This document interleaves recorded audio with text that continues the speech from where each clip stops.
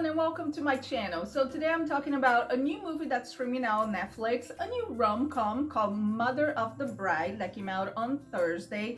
And I know I'm a day late and I am going to tell you a little story only because it's a lesson and a warning, boys and girls. By the way, the movie stars Brooke Shields and Benjamin Bratt.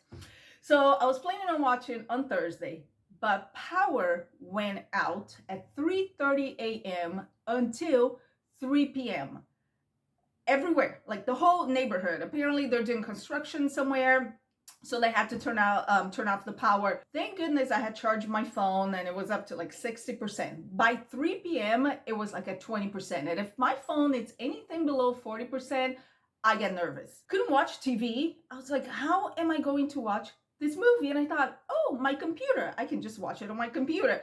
No, because no Wi-Fi, the Wi-Fi router, modem, whatever was off too. So I didn't even have Wi-Fi. I was relying on the data of my phone and I didn't want to watch the movie on my phone. I finished the movie the next day. But the lesson is, boys and girls, always make sure your phone is at least 90%. I know I'm being dramatic, but you never know if things like this will happen and you need to communicate with people. And if your phone is like at 5% during a power outage, you don't want to be in that position. Let's go back to the movie. The story goes, Lana's daughter Emma returns from London and announces that she's getting married next month to a guy named RJ. Things become more complicated when Lana learns that the man who stole Emma's heart is the son of the man who broke her heart years ago back in college. His name is Will and he's played by Benjamin Bratt. I love a good rom-com and I don't care how predictable they are, how full of cliches they are, like the Hallmark style movies. Now that the big streaming services have hopped on the train of, making those style, those Hallmarky movies, as I call, I'm loving it because, if you have if you have something like Amazon Prime or Netflix, which they have a big budget, we get, glossier rom-coms. Also with that budget, they can go to beautiful locations like Shotgun Wedding was in the Philippines, Ticket to Paradise, they went to Thailand. This one, they also go to Thailand. Anyone But You, they go to, Australia. The one, oh my gosh, Tom Hopper and Kat Graham, it's on Netflix. Love in the Villa. Yes, Love in the Villa, which was in Italy, and it was like beautiful locations. Speaking of Ticket to Paradise, which is on Amazon Prime with Julia Roberts and George Clooney, I had such a big deja vu watching Mother of the Bride. If you watch the movie, you know the scene where Will and Lana, they go to the top of this cliff and it's like beautiful view. And the two of them standing there, the camera is behind them. And I was like, I've seen this before. Where have I seen this? And the exact scene that is on Ticket to Paradise when, Julia Roberts and George Clooney are on top of a cliff in Thailand. And I was like, okay, so this movie is such a ripoff of Ticket to Paradise. Let's get to our first not very believable moment of this movie. It's when Emma breaks the news of her engagement to Lana, her mom. She goes all the way to San Francisco to tell her mother in person that she's engaged to RJ. And you're trying to convince me that these two women, mother and daughter, are supposed to be really close, but her mom didn't know that she was dating this guy in London and now she's engaged? You would not, if you're that close to your mom, you would not get engaged to a guy that your mother haven't met yet. Or you wouldn't even introduce your families before you get engaged. But, we're in a rom-com bubble. Speaking of RJ, I was so distracted. Every time this guy was on screen, he's Emma's fiance, I was looking at him, I was like, where do I know you from? Where do I know you from? Come on. Like, I have really good photographic memory for actors. And I was like, I know you from somewhere. And at one point I said, I was like, oh, Oscar Isaac. And I was like, no, Denise, Oscar Isaac, it's not that young. And I had to look him up as Sean Teal. He was apparently in Rosalind, which is on Hulu, and then I saw him in Rain. Remember that show about Mary? It's on Netflix now. I think he ran from 2013 to 2017, so he was in that show too. So that's probably why I recognize him. But he looked so much like Oscar Isaac. I also looked up the director. Mark Waters. He directed, I think his most famous movie is Mean Girls, and I was like, great, this is going to be a funny movie. Also, Rachel Harris is in it, and she's really funny. Even when she's playing serious roles, like in Suits, remember she was Sheila and Louis, they had a relationship, and it's supposed to be like a serious relationship, but she still was pretty funny. And I was like, man, Rachel Harris is in it, we're gonna get some laughs. And then we have Benjamin Brett. I keep wanting to say Pratt. We know he can be funny. I can't remember what movie he did. What was it? It was a comedy maybe, but he was really funny. He has comedic timing. But then, unfortunately, our leading lady, Brooke Shields. Oh, Brooke. Oh, Brooke. And I really like her. I really like her as a person. I've seen plenty of interviews with her. She seems like a lovely woman. Lovely woman. She's the type of woman that I would love to go to brunch with. I saw her documentary. Oh my gosh, was it Pretty Jane? No, Pretty Baby on Hulu. Great documentary. Here, she's just not funny. She probably should stop doing comedies because it did not work for her. She doesn't have comedic timing. And at first I thought maybe it was the lines. Maybe they were poorly written, like in Anyone But You. Oh my gosh. Then I was like, no, it's the delivery, because I started picturing other actresses in my head delivering the same lines. And I went to Mean Girls first, because it's the same director. And I was like, how about Rachel McAdams? Because she's funny. Amanda Seyfried, she's funny. And then it popped in my head, Kristen Wiig from SNL and Bridesmaid.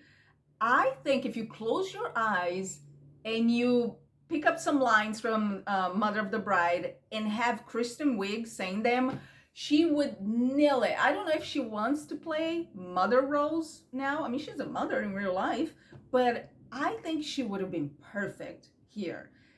Maybe she's too big of a name. And you know what?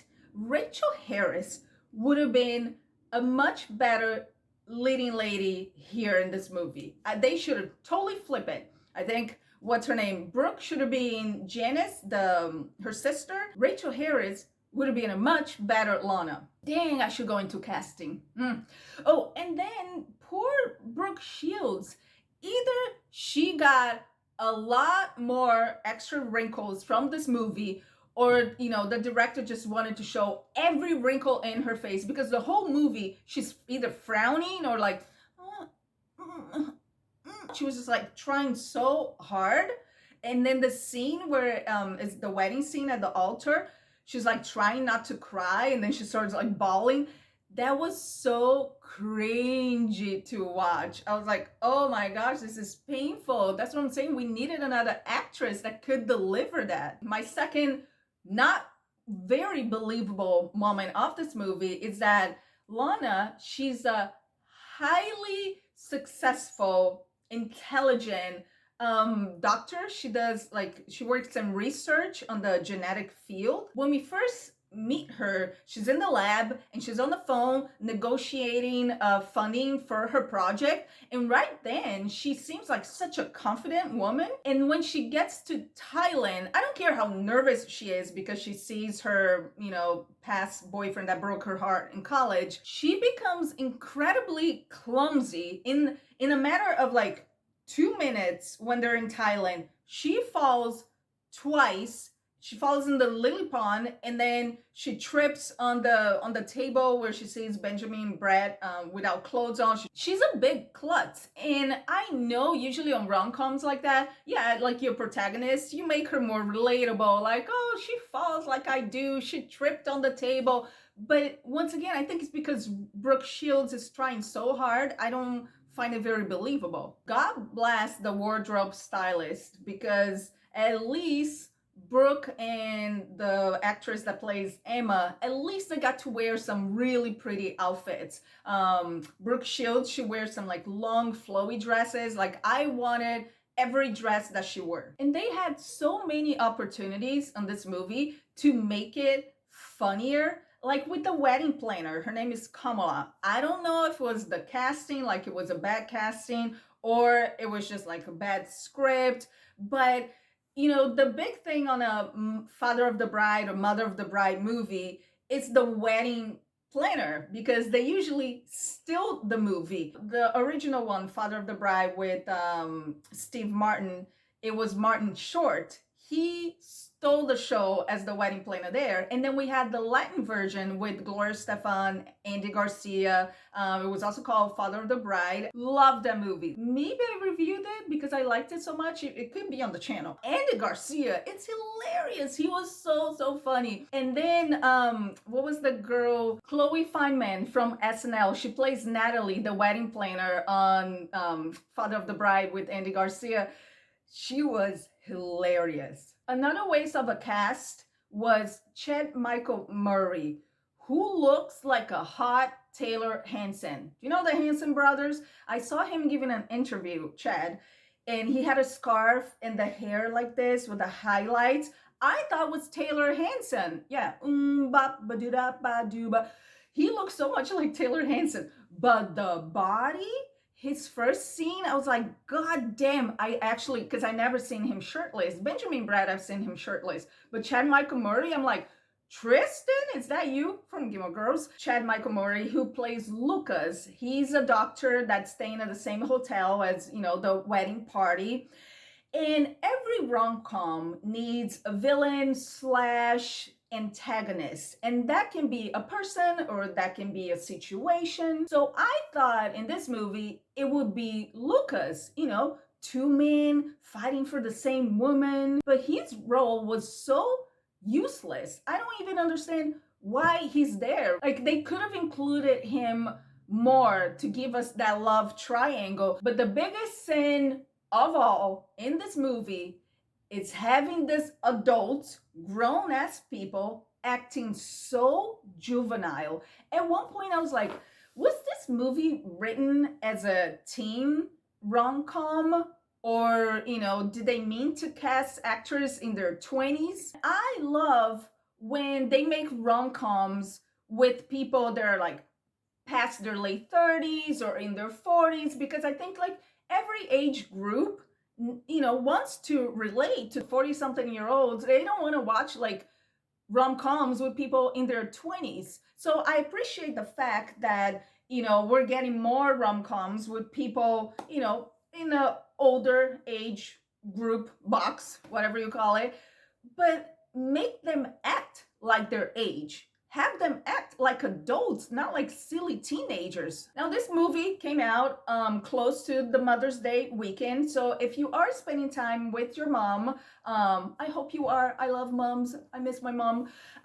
Should you watch with her? If you have a sensitive mom, I think she would like this movie, especially in one scene where Emma goes to Lana's room and they're having like a heart-to-heart conversation, and then Lana feels like she's losing her little girl. And Lana says, no, you're not losing me. I still need you. And then she says this, which I thought was very, very important. She tells her mom, but you need to take care of me a little less and take care of you a little more. Go to Amazon Prime and go watch Father of the Bride, the Latin version. Such a good movie.